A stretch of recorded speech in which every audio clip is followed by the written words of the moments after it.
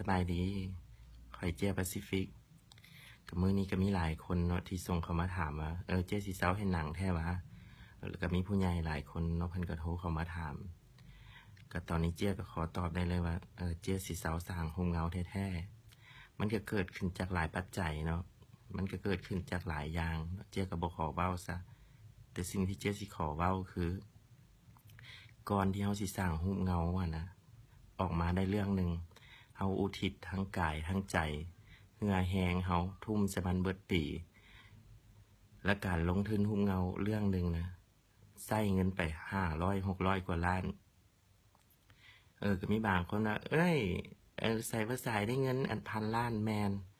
ยอมรับแท้ว่าหุ้มเงาเฮาสายได้1,000 ล้านแต่อย่าลืมว่าเฮาสายได้1,000 ล้านแล้วเฮาเอามาหารครึ่งกันกับโฮง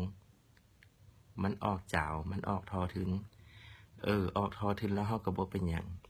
แต่สิ่งที่เฮาเฮ็ดคือเฮาหักมันเฮาหักในหุ้มเงา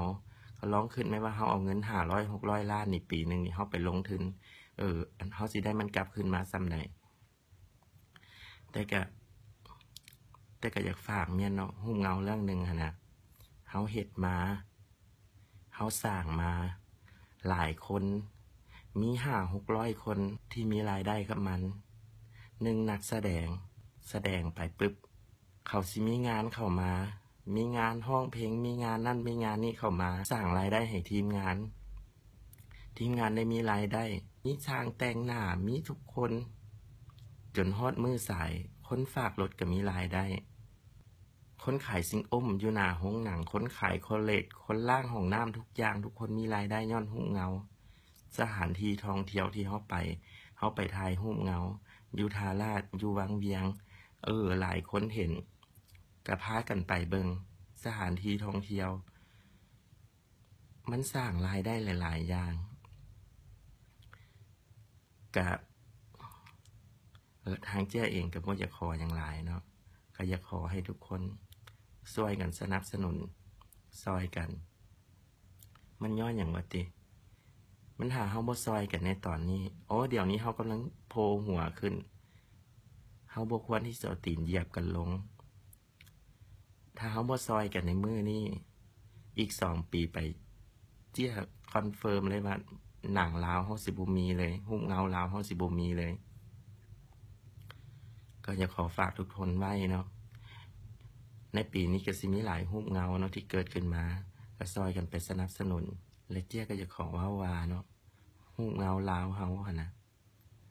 มันบ่ได้แพงกับปี20,000มันบ่ได้แพงก็มีหลายคนมาตั้งคำถามว่าเจี้ยว่าโอ๊ยเป็นอย่างหุ้มเงาลาวคือแพงแท้บัดหุ้มเงาต่างประเทศน่ะคือ 10,000 กีบเจี้ยสิมาเว้าสู่ฟังเลยเขาสายอยู่บ้านเขานะเขาได้ทุนได้ฮอนแล้วเขาได้กำไรแล้วและอันหุ้มเงานอกประเทศของเขาเจ้านะแบ่งมาสายให้ประเทศลาวนะย้อนอย่างว่าติเขาเห็นว่าเฮามีโรงหนังอยู่โรงเดียวเขาแบ่งเอาให้มาสายซื่อเนาะเขาบ่ได้คิดหวังที่จะเอากำไรน้ำหุ้มเงาลาวอันน้ำเมืองลาวเขาแค่อยากให้เมืองลาวของเฮานะมีหุ้มเงาเบิ่งซื่อๆจะไปเบิ่งอันหุ้มเงาอยู่อเมริกาเนาะเรื่องนึง15-16 ดอลมื้อธรรมดาตอนค่ำถ้าแม่นมื้อวันเสาร์วันอาทิตย์นะ30 ดอลแล้วก็ไปเบิ่งหุ้มเงาอยู่ญี่ปุ่นมันราคามัน200,000-300,000 กีบเข้าเบิ่งหุ้มเงาแต่ละเทื่อไทยปีนึง120 บาทเนาะมื้อธรรมดาเบิดมื้อวันเสาร์วันอาทิตย์ก็160เนาะ180ถามว่าราคา20,000 กีบของเฮามันแพงบ่เฮาสายไปแล้วเฮาหารครึ่งกันกับโรงถามว่าเฮ็ดหุ้มเงาแล้วได้หยังเฮาได้ใจเฮามักก็มีหลายคนก็อาจจะว่าคือโง่แท้เนาะเป็นหยังคือไปเฮ็ดหุ้มเงาแม่นคนเฮ็ดหุ้มเงาทุกคนโง่เฮาโง่แต่เฮาโง่เพราะเฮาฮักเฮาอยากส่งเสริมเอาให้อันอยู่เมืองลาวเฮามีหุ้มเงาเฮาอยากส่งเสริมเอาให้หลายๆคนมีอาชีพเฮาอยากส่งเสริมให้ดาราเฮาหลายๆคนยึดถืออาชีพที่เป็นดาราแล้วให้มันได้เงินได้ค ขอฝากไว้กับทุกคนเนาะถ้ามันมีโอกาสบ่ได้ไปเบิ่งรูปเงาหรือซื้อแผ่นเขาก็ขอให้ซื้อแผ่นแท้ซะถ้าเว้าเรื่องแผ่นมา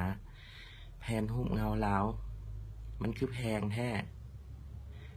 บัดแผ่นรูปเงาอื่นคือมีได้4,000 5,000ถามแน่แผ่นก๊อบแบบนั้นหั่นนะอันนี้ก็บ่ติเนาะคนอยู่บ้านเฮาก็คันเบิ่งแผ่นแท้เนาะมันก็ยากในการที่ไปซอกซื้อหั่นนะเฉพาะหนังต่างประเทศ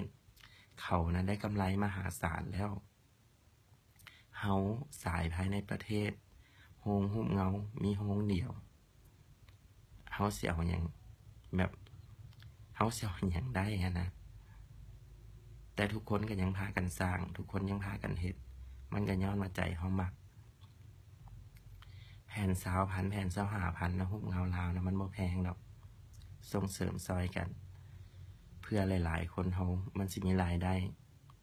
เพื่อคนรุ่นหลังเฮามันสิมีรูปเงาเบิ่งโดยขอฝากไว้และขอเป็นกำลังใจให้รูปเงาหลายๆเรื่องสู่ต่อไปแต่เดี๋ยวนี้เจียขอยอมก่อนบ๊ายบาย